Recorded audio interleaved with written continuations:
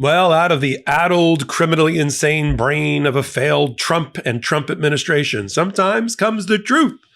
Donald Trump doesn't believe in the Fifth Amendment. Donald Trump doesn't believe in due process. Donald Trump thinks he can't be bothered with it and that it would overflow and overwhelm the court system. And now he's telling the United States Supreme Court they're wrong too when it comes to due process and Fifth Amendment, as he takes to the Monday, the day the Pope dies, to tell the world, we can't have a trial for everybody in America. It would take us 200 years.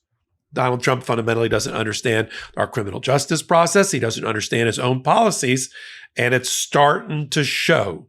If quote unquote Sleepy Joe or Barack Hussein Obama had said any of the crazy crap that we're hearing coming out of the Trump administration and Donald Trump's own mouth and social media posts, there'd be riots in the streets. They'd take a giant rail and run Donald Trump out on it, or Biden or Obama out on it. I'm Michael Popok. Let's focus on words. Words matter. The things that Donald Trump and the stupid stuff he says out loud end up harming him in the courts, and that's a good thing. You're here on Legal AF. Have I mentioned that we're trying to build our subscriber base?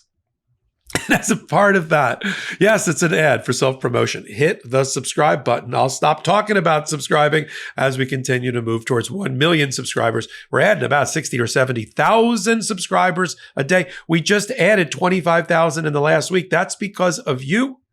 It's not about growth for growth's sake. It's about making a large pro-democracy channel, a fellowship, a community here together, and have it reflected in the numbers. The more subscribers we get, the more content we can produce, the more people we can bring on. I'm bringing on some new voices I think you're going to be really, really impressed with, but I need your help. Okay, let's return to what's going on. Donald Trump decides Sunday, Easter, he's going to violate the holiday by being disgusting and going after his political enemies.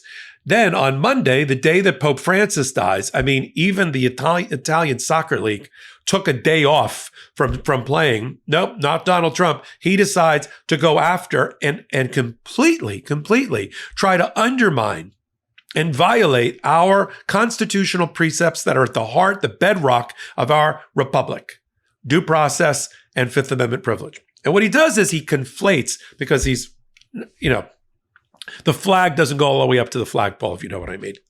He conflates two things.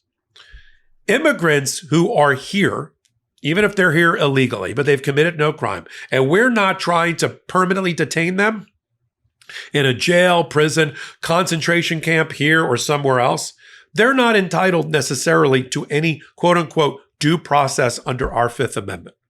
Yeah. They are entitled to a process. It is due process, but it doesn't result in trials, and it doesn't result in the type of due process we talk about when incarceration is on the other end of that process. There may be rights. There's immigration law that has to be followed. There's administrative judges that handle it.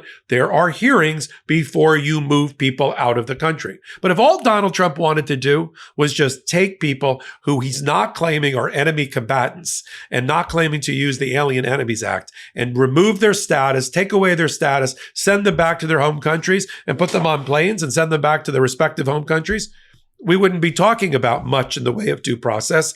There would be a limited amount of due process related to an administrative proceeding concerning immigration law. The reason we're talking about the big D, big P due process that is afforded by the U.S. Constitution is because Donald Trump wants to put a group of people in jail here or abroad. The Venezuelans, he's not even sending them to Venezuela for Venezuelan jails. The Venezuelans that he claims are a member of Tren de Aragua, Aragua being a region where in Venezuela, he's trying to send them to El Salvador because he's using El Salvador as a storage unit for humans. A concentration camp, no, storage unit is undermining and being disrespectful to storage unit operators. They run a better operation than what's going on in El Salvador. He's putting people just as an extension of the penal system for America in another country and paying that country to do so. That then triggers our constitutional precepts of due process and Fifth Amendment privilege. But here's what Donald Trump had to say on the Monday the Pope died. By the way, side note, one of my favorite popes. I'm Jewish, but I always admired, not everything the Pope did, but I admired his kind of liberal bent when it came to certain topics and trying to move and progressively move the church forward. But this is the same day. He says, my team is fantastic. It's always this self-aggrandizing, backpat, best ever, comment by Donald Trump. It's a tick of his. It's a verbal tick.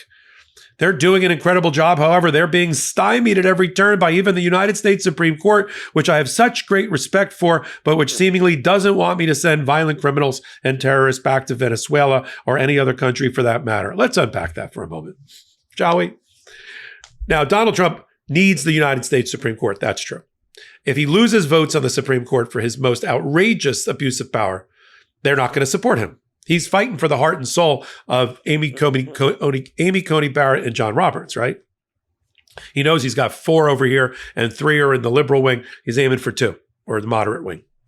So if he loses them because they see him as being lawless and disrespectful of them, he's done. Now, he'll just use that as political fodder to try to help him at the midterms. Supreme Court, he'll turn everybody, try to turn them against the Supreme Court. You can starting to see the worm turning, right? You can starting to see how he's handling that. Okay. So remember, he was fist bumping and belly patting John Roberts at the joint session of Congress speech. Won't forget you. Thank you for everything you do. Okay. Now, he also admits here that his group is getting, quote unquote, stymied because there's a complete brain drain at the Department of Justice. Anybody that's worth their salt knows what they're doing has already left the building. Elvis has left the building, and a lot of competent prosecutors have left the building with them, leaving these kind of incompetents that will do or say anything in order for them to have the prestige of working in the Trump administration, as far as they see it in MAGA world. And so they are getting beat. I mean, the public interest groups, the ACLU, the departments, the attorneys general's offices around the country, there's 22 of them that are in the hands of Democrats. They're winning at a very high percentage in court, 90%. They're batting 900. It's even better than the first Trump administration. So he admits that his team is getting stymied all the way up to the United States Supreme Court. He doesn't like the 9-0 ruling against him. He's gotten 2 rulings against him on immigration policy, almost back to back. 9-0 supporting Judge Zinnes and how she's handling Abrego Garcia and requiring his release from an El Salvadoran jail. And the Trump administration takes steps to do that. Also, even in a 6-3 decision, which Trump thinks was a win under the Alien Enemies Act, they reinforced and Justice Alito, in his dissent yesterday, reinforced again that the Trump administration has to provide due process and notice and proper due process in order for these people to have real habeas corpus rights to get before a federal judge before they're sent to a deep, dark hole of a jail. That's the part that Donald Trump doesn't understand. You just want to take the immigrants, they're not criminals, you want to send them back to various countries, you can do that. There's an administrative process, a little bit of a hearing, a limited due process, fine. It's the fact that he's trying to send these people to jails, and not even jails of their own countries. He's not sending the Venezuelans to Venezuelan jail, he's sending the Venezuelans to El Salvadoran jail. That's the problem. That's where the due process trigger is, but not to Donald Trump. Let me continue in his words. We cannot give everyone a trial. Yes, you have to. If they're going to end up in jail, you have to. Because to do so would take, without exaggeration, 200 years. Let's stop there for a minute. There were 2,000 people or so that attacked the Capitol on Jan 6th. About 1,500 of them went to trial or got processed through one courthouse in America, in D.C., in front of about 20 federal judges. They were able to handle it over 2 or 3 years. Donald Trump came in and pardoned everybody. Would have saved everybody a lot of effort had he pardoned them earlier, if he could have.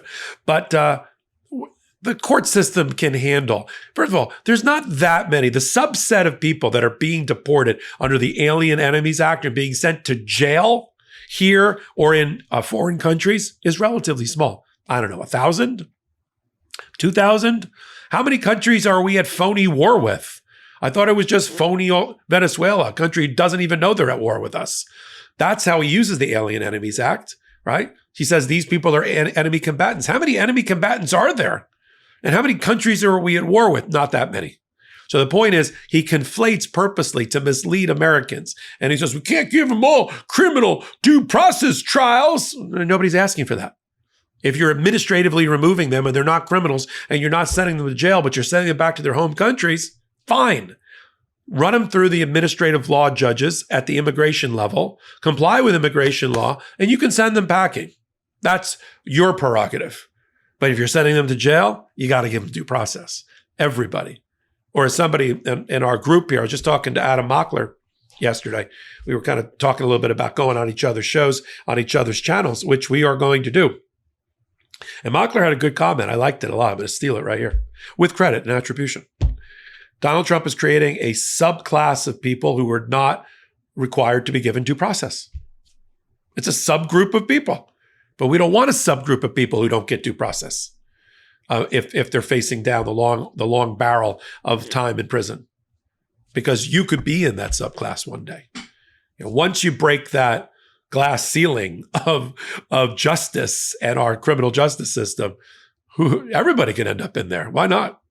So we're going to continue to follow it all right here. I'm glad you're here on Legal AF. I wish I could talk to each of you individually. I do get a lot of communication. I do try to respond back when I meet people on the street. I am very, very happy to spend a little time with you as well and share what's going on. But this community we're building, this fellowship we're building, this talking truth to each other first is really important. Hit the subscribe button. Take a moment. Continue to grow this pro-democracy channel in collaboration with the Midas Touch Network. And in return, I'll continue to bring this content, that of my other dozen contributors. We got Shan Wu, Dina Dahl, the Court Accountability Action Leadership, Mike Sachs, Lisa Graves, and Alex Aronson. We've got Melba Pearson and Dave Arenberg, who came over from True Crime. We got everybody here. I got another group of people that are going to blow your mind when I'm able to announce that they're joining. I'm in the process. Help me. It helps me when I sell the platform to say what our numbers are. See where this is going? Hit the subscribe button. So until my next reporting, I'm Michael Popok. In collaboration with the Midas Touch Network, we just launched the Legal AF YouTube channel. Help us build this pro-democracy channel where I'll be curating the top stories, the intersection of law and politics. Go to YouTube now and free subscribe at Legal AF MTN. That's at Legal AF MTN.